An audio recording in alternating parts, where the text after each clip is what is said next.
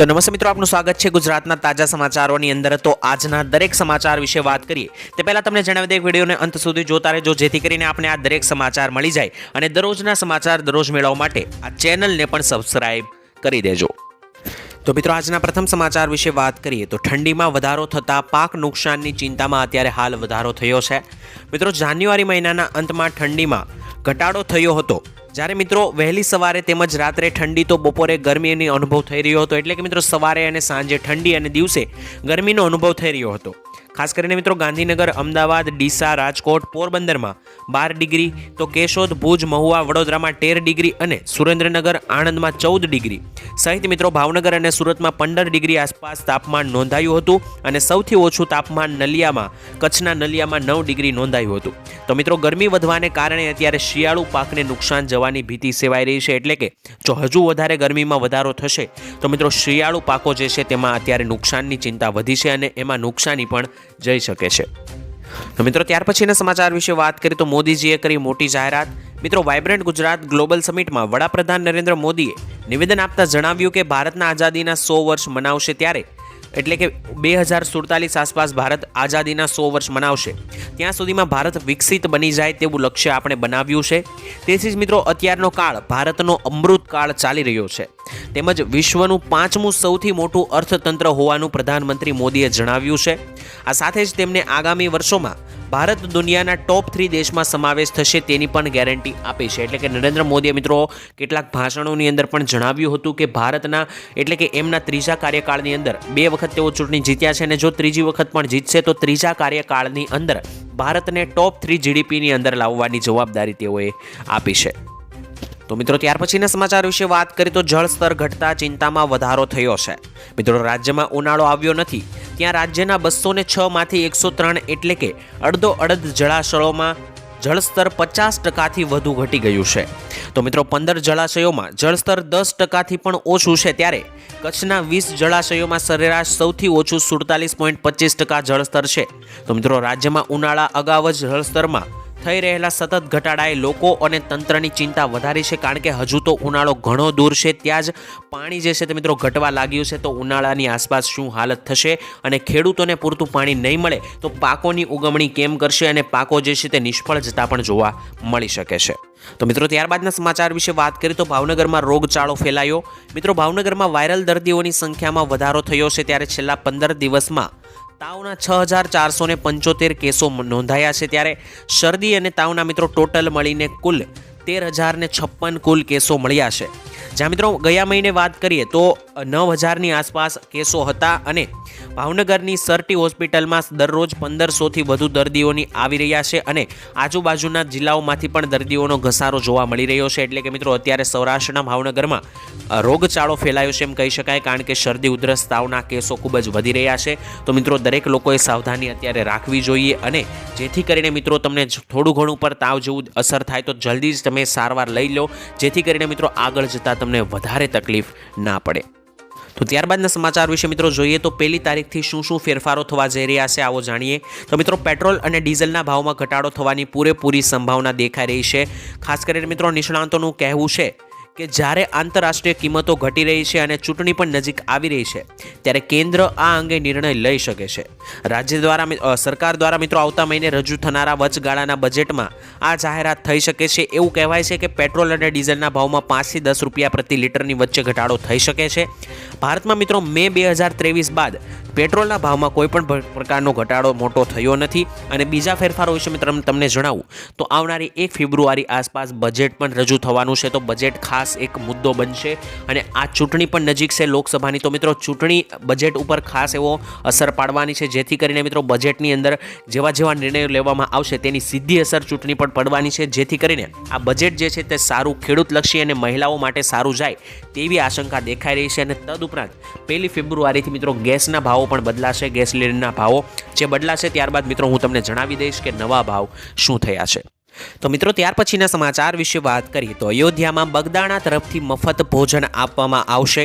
મિત્રો બગદાણા ગુરુ આશ્રમ દ્વારા આગામી સોમવાર તારીખ 29મી જાન્યુઆરીથી અયોધ્યામાં અન્ન ક્ષેત્રનો પ્રારંભ થવાનો છે, જ્યાં મિત્રો સવાર, બપોર, સાંજ ત્રણેય ટાઈમ ભાવિકોને વિનામૂલ્યે મહાપ્રસાદ વિતરણ કરવામાં આવશે અને સરકારની ખાસ મંજૂરી દ્વારા આ અન્ન ક્ષેત્ર શરૂ થઈ રહ્યું છે, જે 60 દિવસ માટે ધમધમતું રહેશે, જેમાં મિત્રો સવારે ચા અને પૌવા, બપોરે 11 થી 4 વાગ્યા સુધી ભોજનમાં મહાપ્રસાદ તેમજ સાંજે 7 થી 10 વાગ્યા સુધી પણ ભોજનમાં મહાપ્રસાદ પીરસવામાં આવશે. આમ મિત્રો સવારે નાસ્તો અને બાકીના બંને ટાઈમ મહાપ્રસાદનું વિતરણ કરવામાં આવશે, જ્યારે બગદાણાની જેમ જ અહીંયાનો મિત્રો પ્રસાદ જે છે તે આખો દિવસ વિતરિત થશે. તો મિત્રો બગદાણા તરફથી અયોધ્યામાં જે ભોજન આપવાનું છે, આ નિર્ણય જે આવ્યો છે તેનાથી મિત્રો ગુજરાતીઓનું ગૌરવ પણ વધ્યું છે. મિત્રો ત્યાર પછીના સમાચાર વિશે વાત કરીએ તો ચૂંટણી દેવા માફી અંગે જાહેરાત કરવામાં આવી છે. મિત્રો ખેડૂતો માટે સૌથી મોટા સમાચાર આવ્યા છે કે ખેડૂતોના દેવા માફીને લઈને શું વાત આવી છે. ગુજરાતમાં કુલ 43 લાખ ખેડૂતો એવા છે કે જેના માથે અત્યારે દેવું છે, અને આ ખેડૂતોનું દેવું એમનેમ નથી થઈ જતું. આવી કુદરતી આફતો વારંવાર આવે છે, અતિવૃષ્ટિ સર્જાઈ જાય છે અને ખેડૂતોના પાક નિષ્ફળ જાય છે, અને આ વાવાઝોડા પણ મિત્રો આવી જાય છે, જેથી કરીને ખેડૂતોને ભારે એવું નુકસાન પાકોમાં જાય છે, તેમજ ખેડૂતોને નકલી બિયારણનો પણ ઘણીવાર શિકાર થતા આપણે જોયા છે.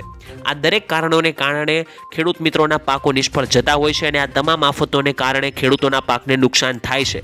ખેડૂતોને પૂરતું વળતર પણ મળતું નથી, અને સરકાર પણ પૂરતું વળતર આપતી નથી. આ તમામને લીધે મિત્રો ખેડૂતોએ લોન લેવી પડે છે, અને ત્યારબાદ લોનનું વ્યાજ ઉપર વ્યાજ ચડીને આ અંગે જે છે તે મિત્રો વ્યાજ એટલું બધું વધી જાય છે કે ખેડૂત જે છે તે પૂરેપૂરો દેવામાં ધકેલાઈ જાય છે. તો મિત્રો આ આખી પ્રોસેસ હતી કે ખેડૂતોના માથે કઈ રીતે આટલું દેવું વધતું જાય છે, પરંતુ મિત્રો ખેડૂત મિત્રો હવે જે છે તે સરકાર પાસે એક અપીલ કરી રહી છે કે તેમને દેવામાંથી રાહત આપવામાં આવે. શિયાળાની કડકડતી ઠંડીમાં રોજ ભૂંડના ત્રાસથી બચવા માટે લગાવો ઉચ્ચ ગુણવત્તાવાળું અને ગુજરાતના દરેક ખેડૂતોનો વિશ્વાસ જીતનારું સ્વાતિ સોલાર ઝટકા મશીન. નાનાથી લઈ મોટા દરેક મશીનમાં બેસ્ટમાં બેસ્ટ ક્વોલિટીની સાથોસાથ અડધી રાત્રે પણ ફોન ઉપાડે તેવી સર્વિસ આપતી કંપની એટલે સ્વાતિ ઝટકા મશીન. 1 વીઘાથી લઈ 200 વીઘાના ઝટકા મશીનો ખૂબ જ વ્યાજબી ભાવમાં તો મળે છે, સાથોસાથ હજારો ખેડૂતોનો એકમાત્ર વિશ્વાસ. અત્યારે જ ફોન કરો અને ખેતર સુધીની ફ્રી હોમ ડિલિવરી મેળવો. તો ત્યાર પછીના મોટા સમાચાર વિશે મિત્રો વાત કરીએ તો ખેડૂતો માટે મોટી ભેટ આવવા જઈ રહી છે. યોજના મોટી આવી છે મિત્રો. સરકાર ખેડૂતોને મોટી ભેટ આપવાની તૈયારીઓ કરી રહી છે, ત્યારે મોદી સરકાર પ્રધાનમંત્રી ફસલ વીમા યોજના હેઠળ ખેડૂતોને પાક માટે આપવામાં આવતા વીમા કવરેજનો વ્યાપ વધારવા જઈ રહ્યા છે.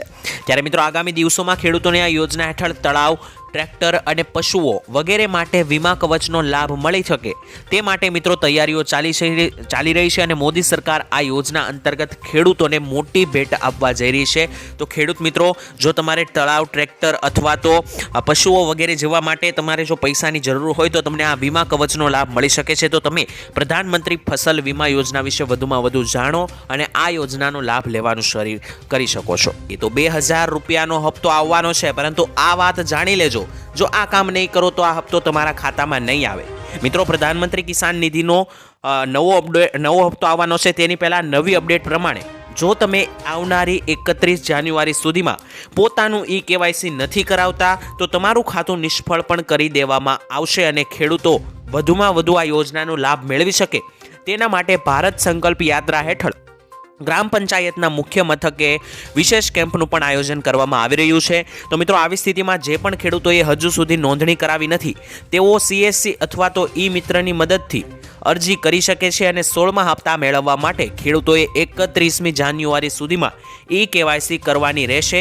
જો તેમને 31 જાન્યુઆરી સુધીમાં KYC નથી કરાવી તો થઈ શકે તેમ મિત્રો તમને 2024નો પ્રથમ હપ્તો 16મો હપ્તો તમને નહીં મળે અને તમારા ખાતામાં નહીં આવે. તો મિત્રો જે પણ વ્યક્તિનું KYC અટકેલું છે હવે 5-6 દિવસ જ આડા છે 31 જાન્યુઆરી સુધીમાં, તો આ કામ પતાવી લેજો.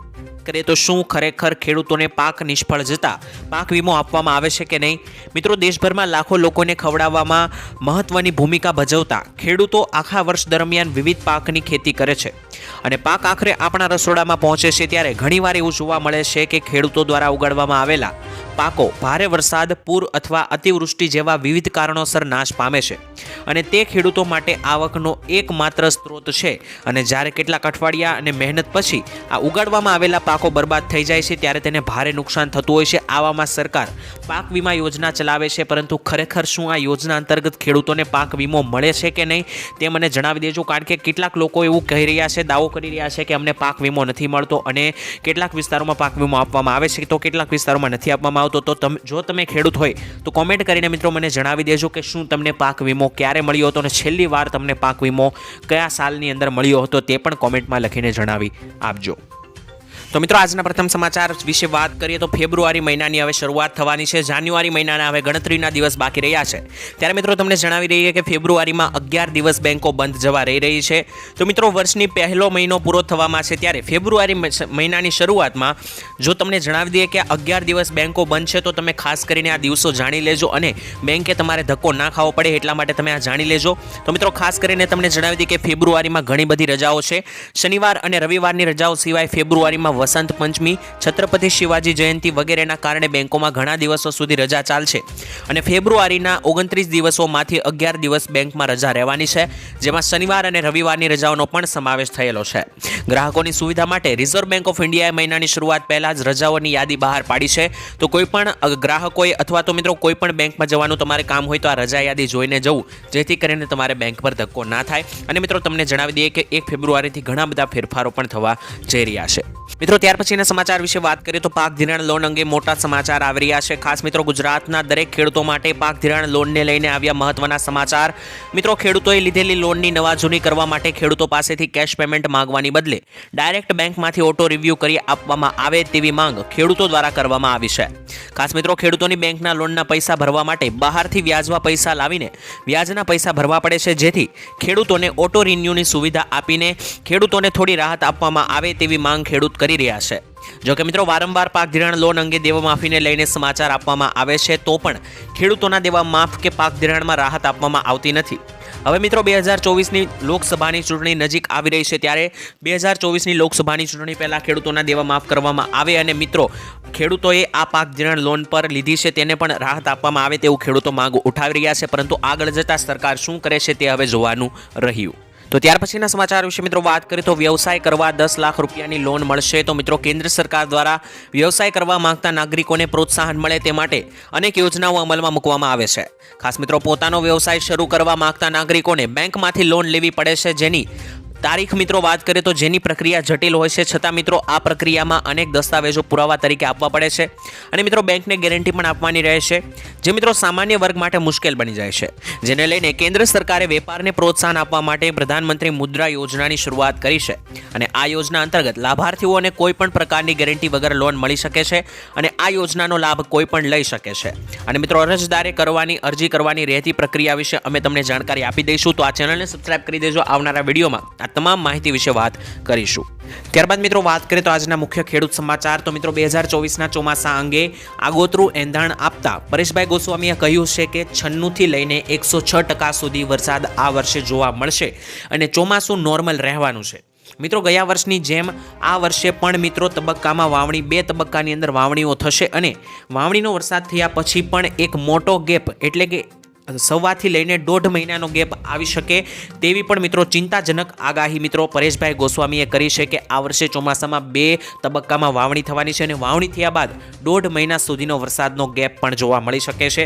ત્યારબાદ મિત્રો ભાવો વિશે વાત કરીએ તો લસણમાં ઓછી આવકથી બજારમાં 200 રૂપિયા વધ્યા. જૂનો લસણનો સ્ટોક પૂરો થવા આવ્યો હોવાથી બજારમાં અત્યારે તેજી વધશે, અને એક્સ્ટ્રા સુપર લસણના ભાવ 5500 રૂપિયા સુધી બોલાઈ રહ્યા છે. ત્યારબાદના મહત્વના સમાચાર વિશે મિત્રો વાત કરીએ તો પ્રધાનમંત્રી સૂર્યોદય યોજનાની અરજી કઈ રીતના કરી શકાય આવો જાણીએ. મિત્રો 22 જાન્યુઆરીએ વડાપ્રધાન મોદીએ અયોધ્યામાં રામ મંદિરના અભિષેક કાર્યક્રમમાં ભાગ લીધો. ત્યારબાદ તેમણે દેશવાસીઓ માટે નવી યોજનાની જાહેરાત કરી હતી, જેનું નામ હતું સૂર્યોદય યોજના. અને આ યોજના હેઠળ મિત્રો ગરીબ પરિવારોને નાગરિકોને વીજળીથી રાહત મળશે. તેમને સોલાર પાવર પ્લાન્ટ દ્વારા વીજળી પૂરી પાડવામાં આવશે, અને આ યોજનાનો લાભ લેવા માટે સૌપ્રથમ તમારે આ યોજનાની સત્તાવાર વેબસાઇટ solarrooftop.government.in પર જવાનું રહેશે. ત્યારબાદ તમારે એપ્લાય પર ક્લિક કરવાનું રહેશે અને પછી તમારે તમારું રાજ્ય અને જિલ્લો પસંદ કરવો પડશે. આ પછી તમારે મિત્રો તમારા ઘરનો વીજળીનો બિલ નંબર નાખવો પડશે અને આ પછી તમારા વીજળી ખર્ચ અને સામાન્ય માહિતી દાખલ કર્યા પછી તમારે સોલાર પેનલની વિગતો દાખલ કરવી પડશે અને પછી ઘરની છત વિસ્તારની સમગ્ર લંબાઈ અને પહોળાઈનો પણ ઉલ્લેખ કરવો પડશે. ત્યારે મિત્રો છતના ક્ષેત્રફળ અનુસાર સોલાર પેનલની પસંદગી કરવી જોઈએ અને લાગુ કરવી જોઈએ. તમારી અરજી પછી આ યોજના હેઠળ પ્રાપ્ત સબસિડી તમારા ખાતામાં જમા કરવામાં આવશે.